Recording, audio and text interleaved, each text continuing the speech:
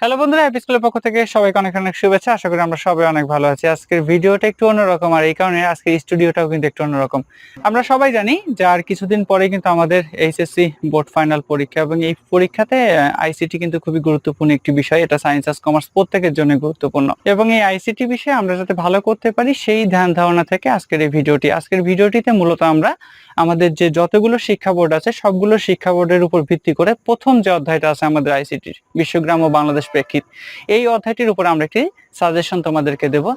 মূলত আমরা সাজেশনটি তৈরি করার ক্ষেত্রে বিগত বছরের বোর্ড প্রশ্নগুলোকে একটু ফলো করেছি, এবং তার সাথে আমরা যখন যে বোর্ডের সাজেশনটা তোমাদেরকে দিচ্ছি সেই বোর্ডের গুরুত্বপূর্ণ যে কলেজের যে প্রশ্নগুলো আছে সেই প্রশ্নগুলোকে কিন্তু আমরা একটু আমাদের সাজেশনে নিয়েছি, এবং তারই পরিপ্রেক্ষিতে আমরা কিন্তু একটি শর্ট সাজেশন তোমাদের তৈরি করে দেওয়ার চেষ্টা করেছি। তো সাজেশন দেওয়ার পূর্বে একটা ছোট্ট টিপস তোমাদের উদ্দেশ্যে আমি যেটা দিব সেটা হচ্ছে যে আইসিটি পরীক্ষা নিয়ে আমাদের মধ্যে একটা ধ্যান ধারণা কাজ করে, বিশেষ করে প্রথম দুইটা অধ্যায় নিয়ে। সেটা হচ্ছে যে এই দুইটা অধ্যায় যে কোনো ভাবে লিখলে পরেই মনে হয় নাম্বার পাওয়া যায়। বিষয়টা একদিক থেকে সত্য, আবার আরেকদিকে কিন্তু সত্য না। বিকজ আমরা যখন বোর্ডের খাতা দেখি তখন আমাদেরকে ইনস্ট্রাকশন দেওয়া থাকে যে স্টুডেন্ট যদি খাতায় কিছু লেখে তাহলে তাদেরকে নাম্বার দেবেন, বাট তার মানে বিষয়টা এরকম না যে তুমি উল্টাপাল্টা কিছু লিখছো বা প্রাসঙ্গিক কিছু লিখতে পারো নাই, তোমাকে সেখানে 3-3 বা 4-4 এরকম দেয়া হবে। হতে পারে যে তুমি যদি একটু মোটামুটি খাতায় লেখো, সেই ক্ষেত্রে তুমি হয়তো 3-1 4-1 এরকম পেতে পারো, যেটা দিয়ে হয়তো এক সেট দুই সেট প্রশ্নতে হয়তো 3-4 করে এভারেজ 10-এ পাওয়া যাবে। বাট এটাও কিন্তু আমাদের মনে রাখতে হবে যে প্রথম দুইটা অধ্যায় আমাদের জন্য বেশি গুরুত্বপূর্ণ, বিকজ যদি বাই এনি চান্স তৃতীয় অধ্যায়ের প্রশ্নগুলো একটু ক্রিটিক্যাল হয়, এবং যেটা কিন্তু প্রত্যেকবারই হয়, তার সাথে যদি চতুর্থ অধ্যায় এইচটিএমএল বা পঞ্চম অধ্যায় প্রোগ্রামিং ল্যাঙ্গুয়েজের প্রশ্নগুলো যদি একটু ডিফিকাল্ট হয়, তখন আমাদের এই এক আর দুই অধ্যায় কিন্তু সম্বল। এবং সেই ক্ষেত্রে পরীক্ষায় ভালো করতে গেলে এক আর দুই অধ্যায় থেকে তুমি যদি প্রাসঙ্গিক আলোচনা করতে না পারো, তাহলে তুমি কিন্তু ভালো কখনোই করতে পারবা না।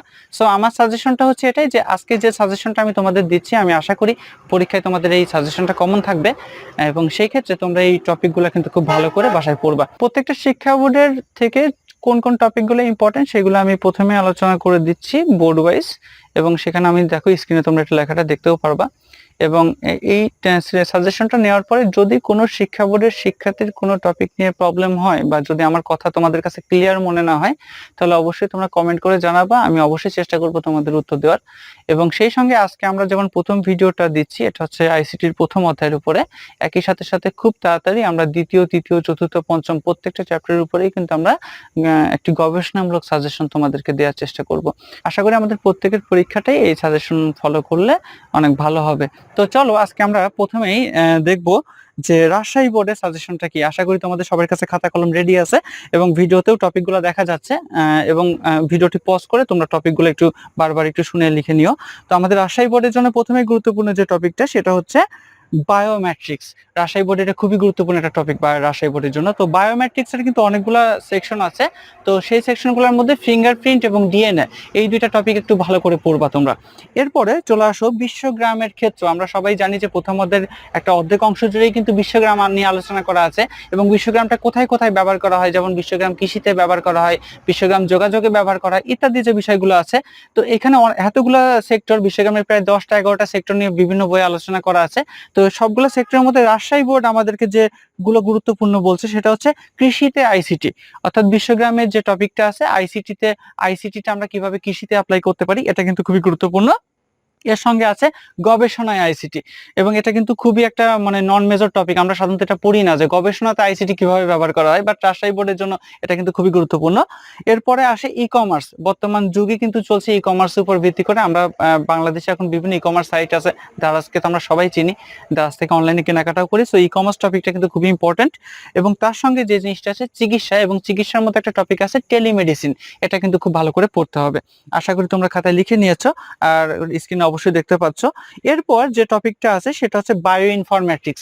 আমরা প্রথমে বললাম বায়োমেট্রিক্স এর পরে আসে হচ্ছে বায়ো ইনফরমেটিক্স। ওকে, তো বায়ো ইনফরমেটিক্স এর যে টপিকটা আছে সুবিধা অসুবিধা, তবে সুবিধা অসুবিধাটা আমি খুব বেশি গুরুত্বপূর্ণ বলবো না, বিকজ একটা সময় ছিল যেখানে প্রশ্নে কিন্তু সুবিধা অসুবিধা আসতো, কিন্তু এখন কিন্তু সুবিধা অসুবিধা আর খুব বেশি আসতে দেখা যায় না। তো সেই ক্ষেত্রে বায়ো ইনফরমেটিক্স এর জৈব প্রযুক্তিটা তোমরা একটু দেখতে পারো।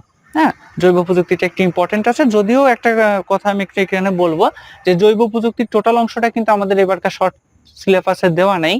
তারপরেও কিছু অংশ দেয়া আছে বিদায় এই টপিকটা একটু দেখা প্রয়োজন বলে আমার কাছে মনে হয়, বিশেষ করে আমরা যারা রাজশাহী বোর্ডের শিক্ষার্থী আছি। ওকে, এরপর আমাদের নেক্সট যে টপিকটা আছে এটা হচ্ছে বর্তমান মডার্ন ইলেকট্রিসিটিতে যেটা সবচেয়ে বেশি ব্যবহার করা হচ্ছে সেটা হচ্ছে ন্যানো টেকনোলজি। ন্যানো টেকনোলজিটা কিন্তু আমাদেরকে A to Z ভালো করে পড়তে হবে, এটা রাজশাহী বোর্ডের জন্য খুবই গুরুত্বপূর্ণ। এবং এরপরে যে টপিকটা আছে এটা আসলে শুধু রাজশাহী বোর্ড না, প্রত্যেকটা বোর্ডের জন্য ইম্পর্টেন্ট, সেটা হচ্ছে ভার্চুয়াল রিয়েলিটি। সো ভার্চুয়াল রিয়েলিটিটা খুব ভালো করে পড়তে হবে, বিশেষ করে ভার্চুয়াল রিয়েলিটির উপাদানগুলো কি কি আছে, ভার্চুয়াল রিয়েলিটিটা আমরা কোথায় কোথায় ব্যবহার করি এবং এর নেতিবাচক দিকগুলা, এটা কিন্তু ভালো করে একটু পড়তে হবে। তো আমি আশা করি রাজশাহী বোর্ডের শিক্ষার্থী আমরা যারা আছি, আমরা এই সাজেশনটা যদি একটু ভালো করে ফলো করি তাহলে প্রথম অধ্যায় থেকে আমাদের কোনো প্রশ্নই আর অজানা থাকবে না। আমরা আশা করি পরীক্ষা হলে সব প্রশ্নের উত্তরই করতে পারবো।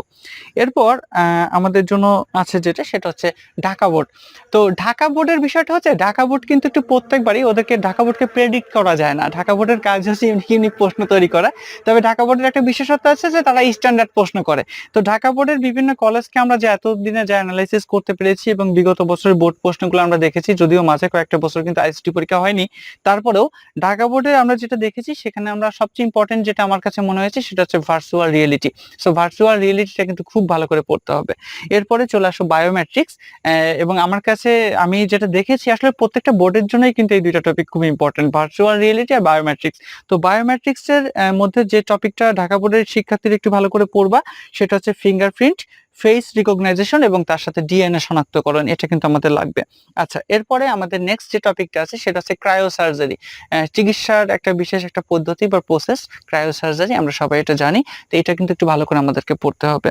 এরপরে চলে আসো বিশ্বগ্রামের ক্ষেত্র। এখানে দেখবা 10-11টা ক্ষেত্র দেওয়া আছে। তো 10-12টা ক্ষেত্রের মধ্যে যে টপিকটা ঢাকা বোর্ড বেশি আমাদেরকে সাজেস্ট করছে, বিশেষ করে কলেজের প্রশ্নগুলা, সেগুলো হচ্ছে আউটসোর্সিং, ভিডিও কনফারেন্স, টেলিমেডিসিন এবং ই কমার্স, এবং তার সঙ্গে আরেকটা গুরুত্বপূর্ণ টপিক সেটা হচ্ছে স্যাটেলাইট, বিশেষ করে বঙ্গবন্ধু স্যাটেলাইটটা কিন্তু একটু আমাদের পড়তে হবে। ওকে, আচ্ছা, এরপরে আমাদের নেক্সট যে টপিকটা আছে ঢাকা বোর্ডের জন্য সেটা হচ্ছে কৃত্রিম বুদ্ধিমত্তা। তো কৃত্রিম বুদ্ধিমত্তার মধ্যে যে টপিকটা আছে সেটা হচ্ছে কৃত্রিম বুদ্ধিমত্তার প্রয়োগ আমরা কোথায় প্রয়োগ করি, যেমন যেটা রোবোটিক্স, এটা কিন্তু খুব গুরুত্বপূর্ণ একটা পার্ট, রোবোটিক্সটা আমাদের পড়তে হবে।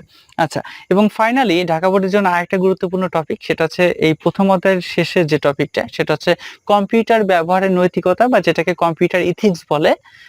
এই টপিকটা কিন্তু একটু ভালো করে পড়তে হবে, বিকজ আমি কিন্তু বেশ কিছু গুরুত্বপূর্ণ কলেজে কিন্তু আমি এই টপিকটা আসতে দেখেছি। তো আশা করি ঢাকা বোর্ডের শিক্ষার্থী তোমরা যারা আছো, তোমরা এই টপিকগুলো সবাই যদি একটু ভালো করে পড়ো, অবশ্যই তোমাদের সবগুলো প্রশ্ন কমন থাকবে। দেন এর পরবর্তী যে বোর্ড সেটা হচ্ছে কুমিল্লা বোর্ড। ওকে, তো কুমিল্লা বোর্ডের শিক্ষার্থী যারা আছো, কুমিল্লা বোর্ডের জন্য প্রথমে ইম্পর্টেন্ট যে টপিকটা সেটা হচ্ছে ক্রায়োসার্জারি। হ্যাঁ, ক্রায়োসার্জারিটা কুমিল্লা বোর্ডের জন্য খুবই ইম্পর্টেন্ট।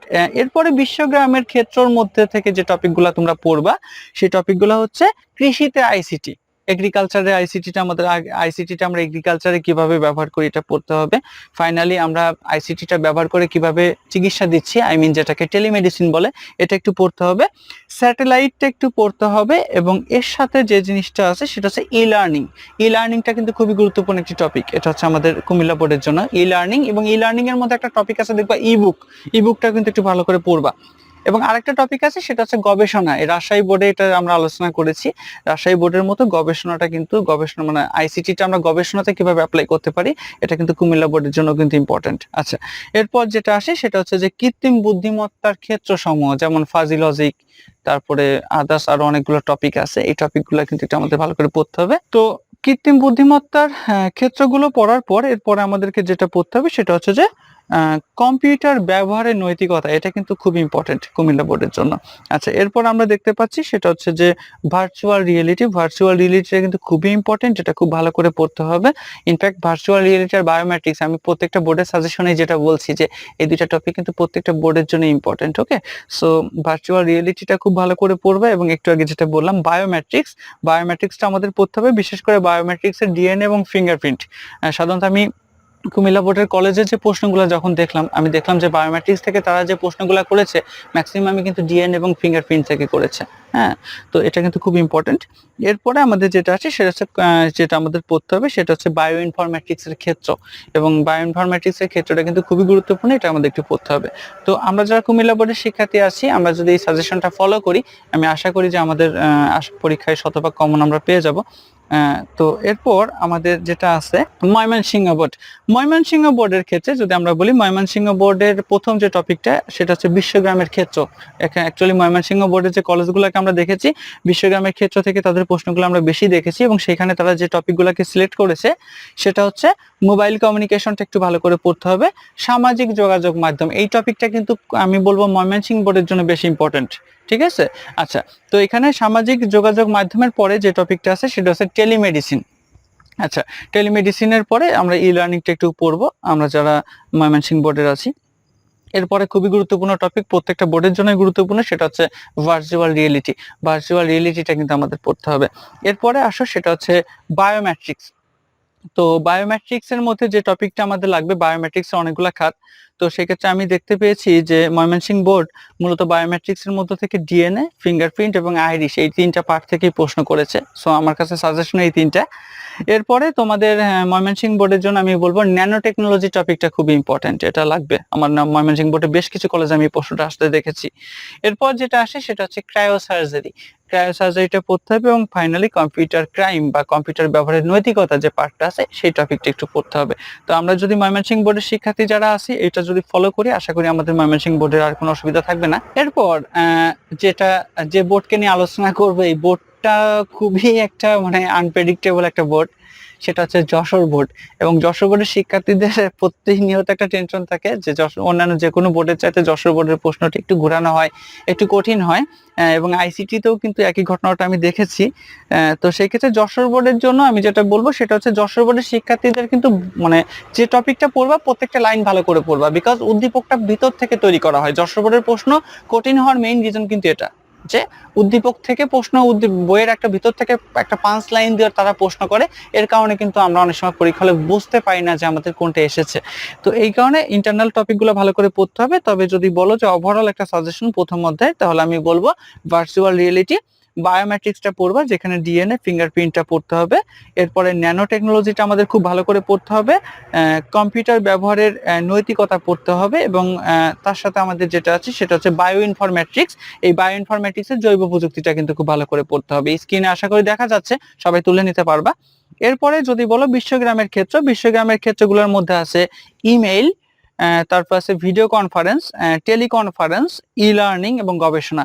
যশোরের যে শীর্ষস্থানীয় কলেজগুলোকে অ্যানালাইসিস করে আমি যেটা পেয়েছি, এবং তার সাথে বিগত বছরের কিছু বোর্ড প্রশ্নকে অ্যানালাইসিস করে যা পেয়েছি সেটাই তোমাদের সামনে তুলে ধরলাম। আশা করি তোমরা এর মধ্যে থেকেই প্রশ্নগুলো কমন পাবা। এরপর আমাদের যে পরবর্তী যে বোর্ডটা আছে সেই বোর্ডের নাম হচ্ছে দিনাজপুর বোর্ড। তো দিনাজপুর বোর্ডের প্রশ্ন আমি অ্যানালাইসিস করতে যেটা দেখলাম সেটা হচ্ছে দিনাজপুর বোর্ড একদম পুরো ভাইটাল টপিকগুলো থেকে কিন্তু প্রশ্ন করেছে। কলেজের প্রশ্নগুলো যদি বলো, বিগত বছরের বোর্ড প্রশ্নগুলো যদি বলো, তা আমি দিনাজপুর বোর্ড থেকে যেটা তোমাদেরকে সাজেশনে দেবো সেটা হচ্ছে প্রথমে আমি বলবো বিশ্বগ্রামের ক্ষেত্র সমূহের মধ্যে। তো বিশ্বগ্রামের ক্ষেত্র থেকে আমাদের প্রশ্ন পড়তে হবে, একটু টপিকগুলো যেটা পড়তে হবে, আউটসোর্সিং, টেলিমেডিসিন, শিক্ষার ক্ষেত্রে ই লার্নিং, ই মেডিসিন, ই লার্নিং এবং ই বুক, এই দুইটা একটু পড়বা। এবং ফাইনালি পড়তে হবে ইমেইলটা কিন্তু আমাদের কি জানো আমাদের এই দিনাজপুর বোর্ডের জন্য কিন্তু বেশ ইম্পর্টেন্ট। ওকে, এরপরে যে টপিকটা আছে সেটা হচ্ছে ক্রায়োসার্জারি। বরাবরের মতো অন্যান্য বোর্ডেও যেটা আমি বলেছি ভার্চুয়াল রিয়েলিটি, আমাদের অবশ্যই দিনাজপুর বোর্ডেও এটা পড়তে হবে। এরপরে আসো বায়োমেট্রিক্সটা আমাদের পড়তে হবে। তবে বায়োমেট্রিক্স এর মধ্যে বেশি ইম্পর্টেন্ট হচ্ছে ফিঙ্গার আর ডিএনএ, এই দুইটা টপিক থেকে প্রশ্ন আমি বারবার ঘুরতে দেখেছি। এরপরে যদি বলো সেটা হচ্ছে পরবর্তী লাস্ট টপিক ন্যানো টেকনোলজি, এই টপিকগুলো একটু ভালো করে পড়তে পারো। তোমরা যারা দিনাজপুর বোর্ডের শিক্ষার্থী আছো আশা করি তোমাদের কমন পড়বে। নেক্সট যে বোর্ডটা সেটা হচ্ছে চট্টগ্রাম বোর্ড। তো চট্টগ্রাম বোর্ডের জন্য যেটা ইম্পর্টেন্ট সেটা হচ্ছে যে বায়োমেট্রিক্স থেকে তোমরা ডিএনএটা পড়বা, ফিঙ্গারটা পড়বা এবং ফেস রিকগনাইজেশনটা পড়বা। কম্পিউটার ব্যবহারের নৈতিকতাটা পড়তে হবে, এবং সেই সঙ্গে কৃত্রিম বুদ্ধিমত্তা এবং রোবোটিক্স, এই টপিকটা কিন্তু ইম্পর্টেন্ট। এরপরে ক্রায়োসার্জারিটা পড়তে হবে, এবং ফাইনালি ভার্চুয়াল রিয়েলিটি টপিকটা পড়তে হবে। তবে যদি বলো বিশ্বগ্রামের ক্ষেত্র থেকে তোমরা যেটা পড়বে সেটা হচ্ছে গবেষণা, শিক্ষা, টেলিমেডিসিন, টেলিকনফারেন্স এবং ভিডিও কনফারেন্স, এই কয়টা টপিক পড়লে পরে আশা করা যায় আমরা পরীক্ষায় কমন পেয়ে যাব।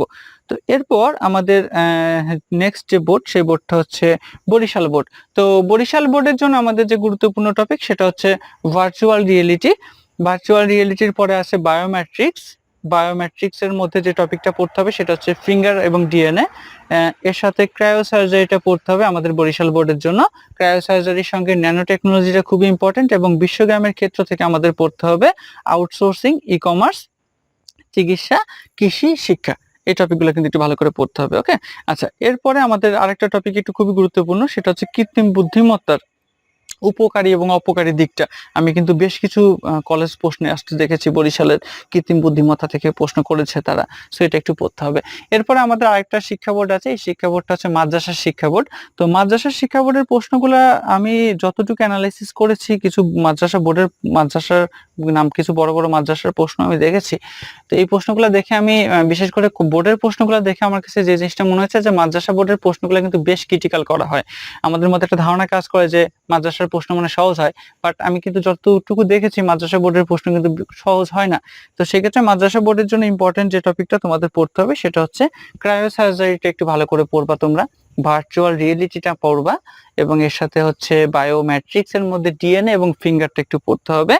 এবং এখানে যদি বলো যে তাহলে হচ্ছে বিশ্বগ্রামের যে ক্ষেত্র, বিশ্বগ্রামের ক্ষেত্রের মধ্যে গবেষণা, টেলিমেডিসিন, শিক্ষা এবং ভিডিও কনফারেন্স, এই চারটা টপিক কিন্তু আমাদেরকে একটু পড়তে হবে। এবং মাদ্রাসা বোর্ডের জন্য আরেকটা গুরুত্বপূর্ণ টপিক যেটা, সেটা হচ্ছে কম্পিউটার ব্যবহারের নৈতিকতা।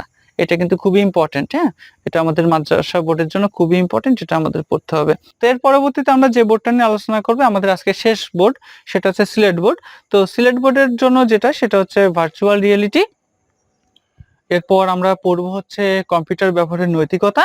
এরপরে পড়বো বায়োমেট্রিক্স, এখানে ডিএনএ পড়বো, তারপর ফিঙ্গার পড়বো, ফেস রিকগনাইজেশনটা পড়বো একটু আমরা। এখানে আমরা ক্রায়োসার্জারিটাকে একটু গুরুত্ব সহকারে পড়বো, এর সাথে ন্যানো টেকনোলজিটা পড়বো, এবং বিশ্বগ্রামের যে ক্ষেত্র, বিশ্বগ্রামের ক্ষেত্রগুলোর মধ্যে টেলিকনফারেন্স, ভিডিও কনফারেন্স, শিক্ষা, কৃষিতে আইসিটি, এবং আমাদের এর সাথে যে টপিকটা একটু পড়তে হবে সেটা হচ্ছে সামাজিক যোগাযোগ মাধ্যম। এই কয়েকটা টপিক পড়লে পরেই আমার মনে হয় যে আমরা যারা সিলেট বোর্ডের শিক্ষার্থী আছি আমাদের টপিকটা কমন পড়ে যাবে।